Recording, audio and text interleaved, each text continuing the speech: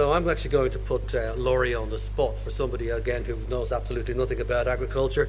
What do we mean by a value chain, and what sort of definitions could you give it from the agricultural point of view? Okay, thanks very much, Dom. Could we have those slides up, please, Amber? Okay.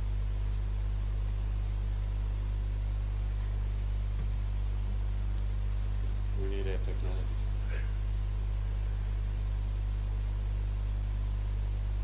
I'm hoping that it's on this one.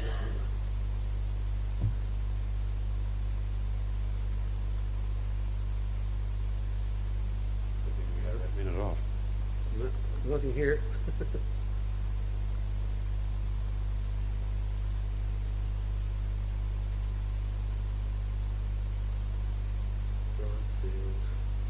Food systems, here we go. Okay, in the absence of the technology, when all else fails, Murphy's around. I just wanted to explain the difference between supply chains and value chains. Supply chains are really a series of linked businesses that deliver products to a market. They're very much a supply push focus. You can see that now. But they're distinctly different from the concept of value chains. A value chain is when partners decide, note the collaborative approach to this, when partners decide to innovate, to create and deliver value for which their customers and consumers will pay a premium price. I'm not going to comment on it, I'll just put the definitions up there. We've got more important things to do. Value chain management is a conscious choice by those people to develop the governance, the incentives, the culture, the structures, the processes that facilitate that process of getting value to consumers. Very quickly, just to remind you of the opportunities that Tasmania and Australia faces. What we have here is the movement of the economic centre of power in the globe. It took 2,000 years to get to North America and Europe, and it's taken about 25 or 30 years to get back to Asia. By 2030, we'll have the majority of the middle class, the consuming middle class, just to our north. That's the opportunity. And the rest of these slides are just going to be to create an impression, so I'm not going to comment.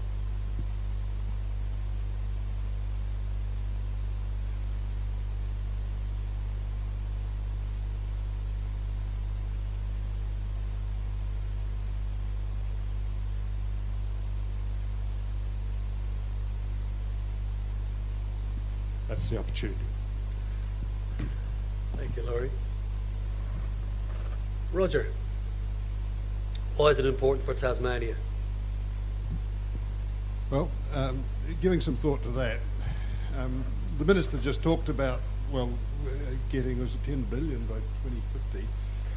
I think the key point here is if you take $1 of agricultural produce and you can turn it into $4 of value and capture that locally, I think that's essentially why it's important to make more from what we can produce.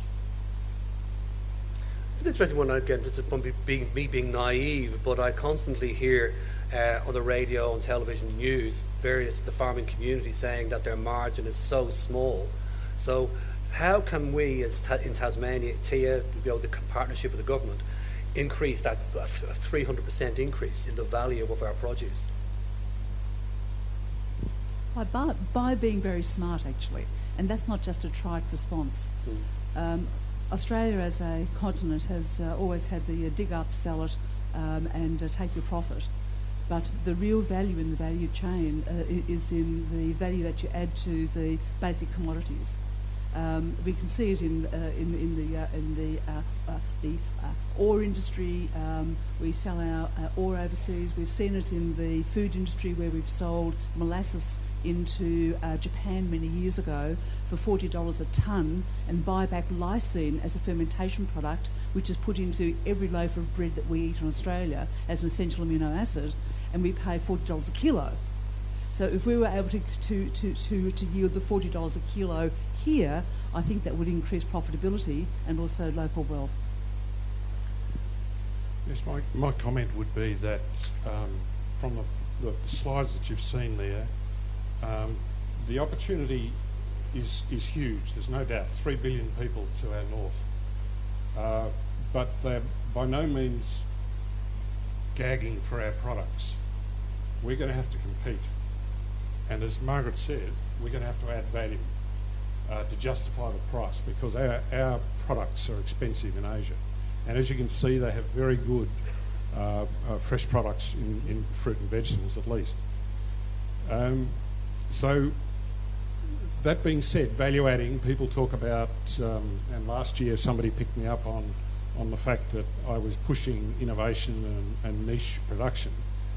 And there are opportunities both for commodities and for niche produce. And can I say that the niches in a market of that size in Asia are enormous.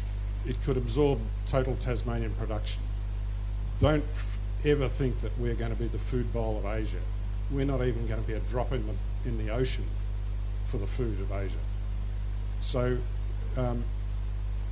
the barriers to being niche producers, innovative producers, is more about the barriers in our own mind to what we want to do as producers and processors of our produce. You were saying about niche there, and again, it's partly from just simply listening to the media. If you look at the example, I think I'm allowed to name a company here, but Bellamy's organic. I mean, that's, they could float it on the stock exchange. They started at $1, ended up at $1.34 or something like that, adding $25 million to the overall worth of the company from the original $90 million on $25 million on top of it. I mean, should that the type of thing that we should be pushing, at least from that system of the value chain in the marketing and promotion, that we are unique? I mean, I know we use it and we say, Tasmania is a gorgeous place and it's got fresh air and we've got King Island cloud juice, the water that's collected off roofs. But I mean, do we push that enough? I don't think we push that enough, but what we're talking about in terms of Bellamy's comes down to trading on the reputation or the branding, and that opens up the whole question for Tasmania. Do we brand it for Australia? Do we brand it for Tasmania? Do we brand it for King Island? Because you have to have reasons for these consumers to not only buy the product, but to pay that extra. We've got to get inside the heads of those consumers to understand them, understand why they buy, and to actually develop our value chains towards that buying behaviour. In the case of Bellamy's, I think it was quite clear that that is on the back of the whole Asian need for protein, need for supplying calcium for bones, protein for their kids to grow up healthy, and the need for them to know that it's a safe source. And I think it's very. I think the safety is probably the main bit there. Got onto that track, but that's not the only one. I think you can come up with a whole lot of other stories to market the product that would be equally as successful. Margaret? I'll make some comments. I don't think we actually know enough about that area. I'm smiling quietly because I've heard these words over a very long period of time. And I'm sure that Peter Schütz in the audience down here would also say we've heard the words before. But if we're looking at the increasing wealth in Asia and looking at what they want to buy, often we tend to do what we want to do here, and it's not just Coles to Newcastle. Do we do that? Do we capitalise on changing values in terms of wanting clean green food, which is the label we've had around for a long time? But I don't think we understand enough about that to then reflect on what the agri-food system here should be doing. We will keep on growing potatoes because we've got markets locally. Are potatoes going to be the product that is actually wanted and needed? What is the market drive to putting something in the ground here? And I'll just tell a rather horrible little story if you don't mind. Sometimes the Chinese newspapers, when you're travelling in China, have some interesting articles. And one was about the sale of human breast milk. Now, I'm not advocating that we do human breast milk in Tasmania, But as an example of someone who was paying $25,000 a month for access to human breast milk, on the belief system that this would rejuvenate them and invigorate them and impact on long life. Now, millionaires can afford to do that, and as I said, I'm not advocating human breast milk production, but in the innovation chain, perhaps we should actually be looking at the elements of human breast milk that might indeed be an attractive supplement in cow's milk as an idea. And that's where innovation comes from, looking at where the market is going, looking at what is wanted and needed and who's going to be paying for it. Not because we grow it, we're going to sell it to them. Yes, I'm absolutely agreeing with you. It's the critical issue of demand pull versus supply push. And we've all heard those words before too. But if I could just add another dimension perhaps as to what the industry needs to consider doing, and that is if we're going to supply Asia, we really need to get market access, we really need to get the volume of product and of course designed with the consumer value attributes in mind, and manage our customers, that is the people in the chain between us and the consumer, as well as the consumer value. So in other words, our farmers need to think very much beyond the farm gate. Our processors have to think upstream and downstream. I know they already do, but recent research that we've done within TIA demonstrates that there's a lack of more advanced coordination of chains within the state, and there is a lack of whole chain thinking. People don't think beyond the farm gate or beyond their own business. Identifying, as Don was suggesting, the critical value attributes of the consumers. I mean, one of the privileges of working in international research is that you get to know the markets and the consumers very well. And I can tell you that they don't see the relevance. The run-of-the-mill people in Asia don't see the relevance of Australian produce. The rich do, the wealthy do. And as living standards rise and demand for, the conditions that they live in change, the demand for Australian product, both commodities and niche products, will increase. So we have to understand how to deliver that value that they want to them, because the Germans, the British, the Americans, the French, they're all in there. It's a highly competitive marketplace. Everybody sees China and Asia as being the new ground for market expansion. It's just interesting when we talk about the niche as well as the interesting. But what about health? I'm sorry, I have to throw and kick it in because that's where I'm from. The idea here is that whilst Tasmania is clean and it's lovely and all that, but the concept of demand for healthy food as opposed to demand for what the people want.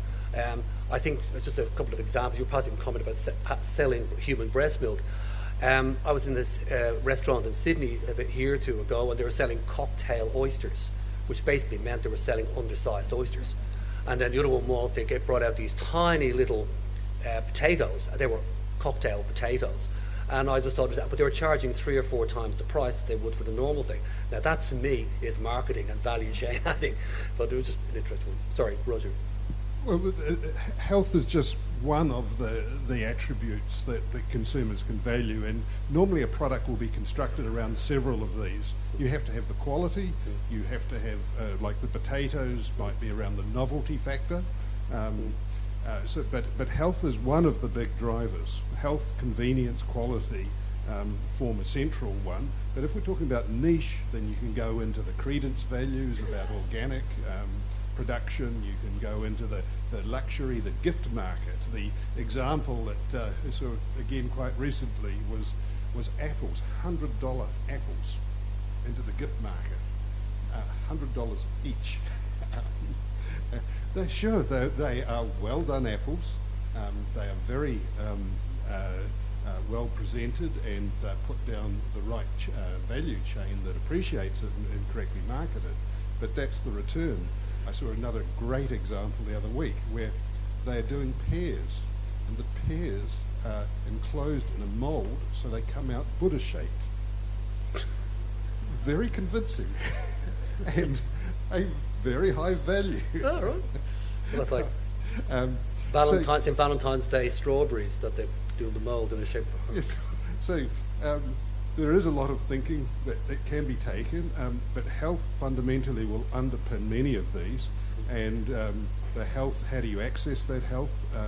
You have to access it from breeding. You have to access it from giving the information. The consumers have to know about it, and that's the key. And that health has to meet their need.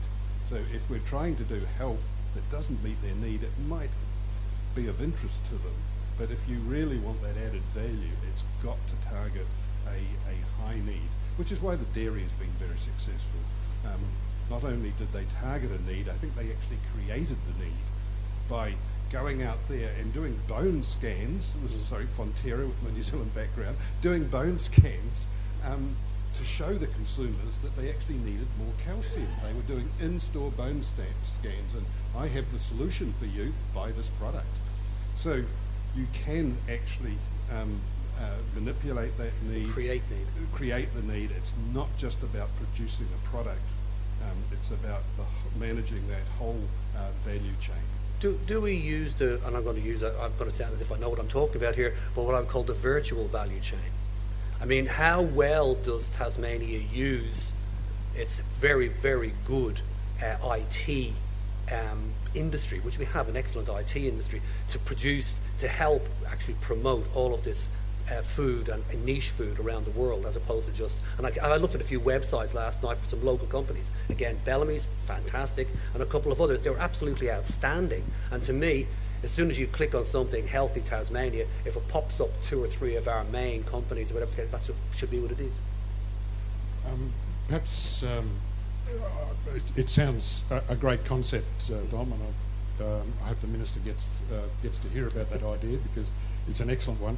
If I could just take it a step further and say, I think whatever brand we create for our products, an image for our state, there needs to be some integrity behind it. It's no use just throwing words out there, because everywhere I've been, I've worked in Vietnam, Laos, Cambodia, New Guinea, and Canada, and everywhere I've been, farmers think that their produce is better than everybody else's. Wherever you go, even the smallholder farmers in the highlands of New Guinea, they think it's better than their neighbours, it's better than the stuff in Port Moresby, it's better than the stuff coming from Australia. So we've got to be able to prove that our produce is better. There's got to be some integrity behind what we claim. Margaret. Well, it's strange, on the ABC radio yesterday there was an interview which I only heard part of, which was looking at an internet site about Tasmanian Food. And they're starting to be flooded with people who actually want to get their products on board as a marketing tool. I had a friend I have 2 friends, surprisingly. Yes, I do have 2 friends, that's great. But 2 friends at least, okay. One's in the Netherlands, and she was absolutely keen on doing internet sales from Tasmania to the Netherlands, mainly because of the Able Tasman connection, but also because of the market in the Netherlands in terms of wanting high quality, high valued foods which are grown in a good environment. And similarly into China, to capture up that the growing wealth in China for wanting those exquisitely produced, safe, delicious, longevity building foods. So there's certainly a need. But what strikes me about Tassie is there are so many people doing so many things, and probably a lot of duplication of energy, and we actually do need a single food authority in the state, which actually is the portal through which we do things, rather than having the different produce lines will have their industry bodies and a whole variety of things. So there's even internal competition in the state for airplay. And I think that's something which we do need to look at seriously as a policy matter for the state. It's also related to tourism, so that it's sort of part of a whole of government approach to looking at the reasons why people would come to Tasmania and the reasons why they would buy the produce specifically from here. But always smile quietly when there are niches in terms of the great paleo diet, for example. There are things where you get a lot of mythology around health benefits, and you often get a lot of pseudoscience, which implies that we never ate grains because they were never around so many thousands of years ago. And it always makes me think, gosh, weren't the early farmers really clever to start cultivating broadacre farming of something that they'd never eaten before? Gosh. We're almost at the end of this session, but I was wondering if there's anybody in the audience that might have one or two burning questions or comments that they would like to pass.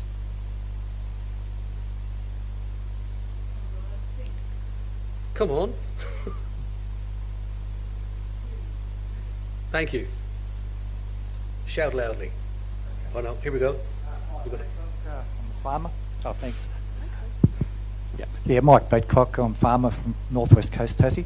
Just on your identifying markets and the market drive and whatever, I think I agree with you. There are a lot of markets out there, but I don't think we're doing enough going out there and identifying the markets. And nothing against bureaucrats or anything else like that, but I do think you need industry involvement when you go and identify these areas, and then put the research into that, in developing what the customer wants. I'll tell a small story which happened in eastern Victoria when a certain freezing plant closed, and it was in Bairnsdale, and so that you suddenly find a lot of farmers who are growing things which would normally go into the freezer and be sold by a fairly large distributing company. And a plumber in that township approached my old university, Victoria University, about what should we do.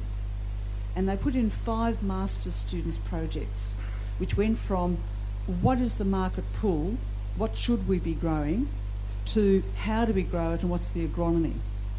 And all things in between in terms of the value adding and looking at the modified atmosphere packaging of, for example, lettuce leaves.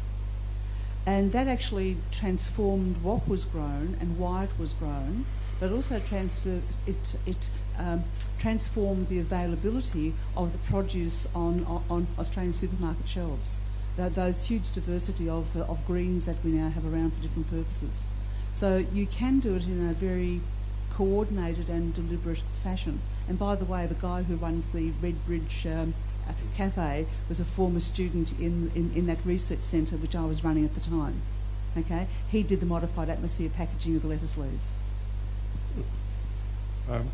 Mike, I absolutely agree with your comments. I take it a step further and say, though, that I think the best brand development and management is done by private owners, people who are passionate about their products, passionate about their produce. And this, I think governments can only go so far.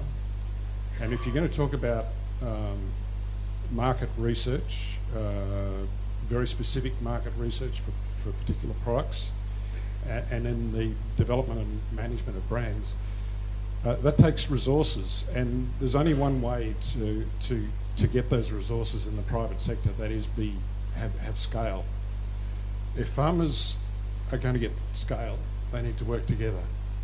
And so what I'm suggesting is that production and marketing clusters of like-minded people with a passion for their produce, working with a processor or an exporter, is, I think, the future of exports, both domestic and international, for Tasmania.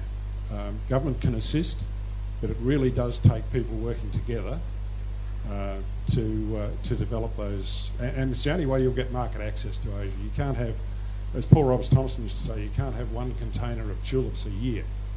You've got to have one container a week. And even the Vietnamese smallholders, I got told last week in Vietnam by a smallholder farmer that the only way to supply Ho Chi Minh City markets with beef was if they had a constant quantity and a constant quality. And that came from a guy who probably couldn't read or write. I think that's it for this one. I had a little one question at the end, and we were going to. Roger actually was a Fed one, with a Dorothy Dix really. Basically, what 2 key things would you like to see happen? So I think maybe we could deliver those at the round-up session this afternoon from the 3 of you. So I'd like to thank Margaret, Roger, and Laurie for that discussion. Thank you very much.